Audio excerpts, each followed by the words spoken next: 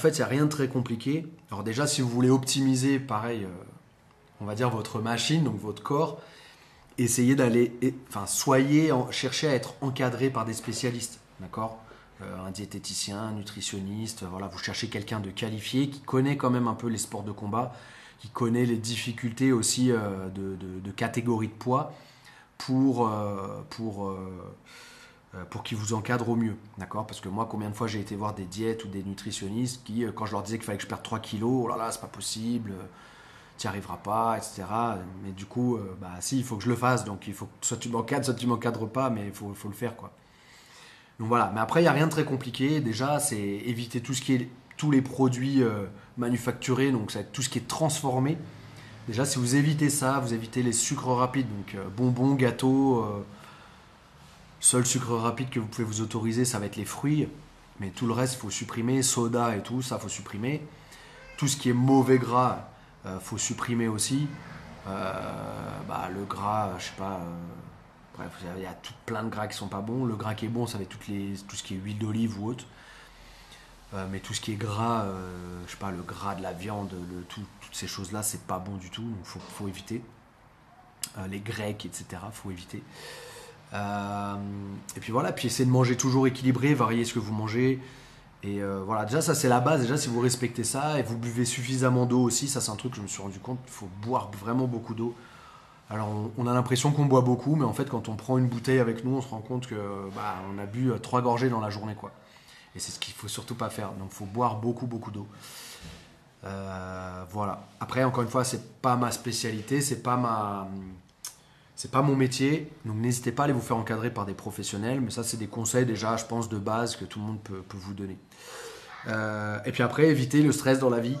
Donc plutôt choisir si vous avez le choix, des métiers où on est loin du stress. Essayez aussi d'avoir une vie de famille, on va dire, saine et où il n'y a pas de bagarre, où il n'y a pas trop d'embrouilles. Et puis voilà, et puis essayer pour arriver à habiter à Paris, comment tu veux éviter le stress. C'est vrai que c'est difficile. Après, je pense que rien que déjà, habiter pas trop loin de son travail si c'est possible, déjà c'est une bonne chose. Voilà, si on peut faire tout à pied ou à vélo ou en trottinette, déjà c'est le top. Si on peut pas, essayez d'éviter les heures de rush dans les transports ou sur la route. Voilà, si tout ça c'est possible. Après, si c'est pas possible, c'est pas possible. Je me mets des musiques de yoga dans mes oreilles et puis je me mets dans cette position tout le long et puis voilà. Mais ouais, en effet, la vie parisienne, c'est une vie assez stressante. Je me rends encore plus compte maintenant que je vis plus à Paris. Je me rends compte vraiment que c'était une vie à 100 à l'heure et vraiment stressante. Et c'est vrai que y a quelques profs qui sont là, mais c'est vrai que quand je discute avec les profs et que je les vois, ils sont un peu sous l'eau entre le travail, avec tout ce qu'ils font dans leur vie. C'est vrai que souvent ils sont sous l'eau et c'est vrai que je me revois, moi, quand j'étais à Paris. On est vite sous l'eau à Paris, donc vite débordé. On a l'impression qu'on n'a pas le temps et tout, mais en fait, il y a toujours moyen de bien s'organiser et voilà. Mais c'est vrai que c'est pas évident, mais il faut pas hésiter, pareil, à être encadré et à hésiter peut-être des gens qui peuvent vous conseiller là-dessus, comment mieux organiser votre vie. Travailler aussi sur votre mindset, sur votre façon de penser.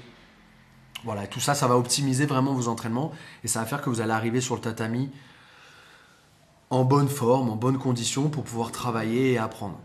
Et une autre chose aussi que je répète régulièrement, encore une fois, on va dire que je fais la promotion de mon site internet, mais j'ai vu encore une fois la différence avec les années, c'est travailler, étudier à la maison des vidéos ou même lire des livres sur ça peut être sur le mindset à avoir sur l'entraînement. Enfin, il y a plein de super livres, plein de super bouquins qui vont pouvoir vous éclairer, vous aider sur le mindset à avoir en compétition, à l'entraînement, peu importe. Il y en a beaucoup qui disent moi je stresse en compétition. Il y a plein de livres. Alors après, c'est vrai qu'en français il n'y a pas énormément de livres, mais en anglais il y a quand même beaucoup de livres. Il y en a quand même pas mal qui sont traduits. En français, j'en ai pas vu beaucoup qui parlaient vraiment de tous ces trucs-là, mais n'hésitez pas si vous avez des bouquins à conseiller, mettez-les dans la description ou commentaires ou autre. Ok ? Voilà, tout ça c'est mes petits conseils pour optimiser vos entraînements et faire en sorte que vous arriviez à l'entraînement en forme. Et un autre truc aussi, une dernière chose, c'est bien gérer vos repas dans la journée. Combien de fois, à 20h, ou 20h, à Paris c'était 20h30, quand je commençais mes cours, je voyais des gens, je les voyais déjà, c'était des zombies. Tout blancs, fatigués, mais ils étaient quand même là, alors. Top. Maintenant, c'est sûr qu'ils vont pas être en super condition pour s'entraîner. Euh, Parce que souvent, je leur demande, je dis, ah, c'était quand le dernier repas que tu as pris? Ah, c'était à midi. Et qu'est-ce que tu as mangé? Ah, des steaks frites au crous ou à la cantine ou je sais pas où. Forcément, il sera pas en forme.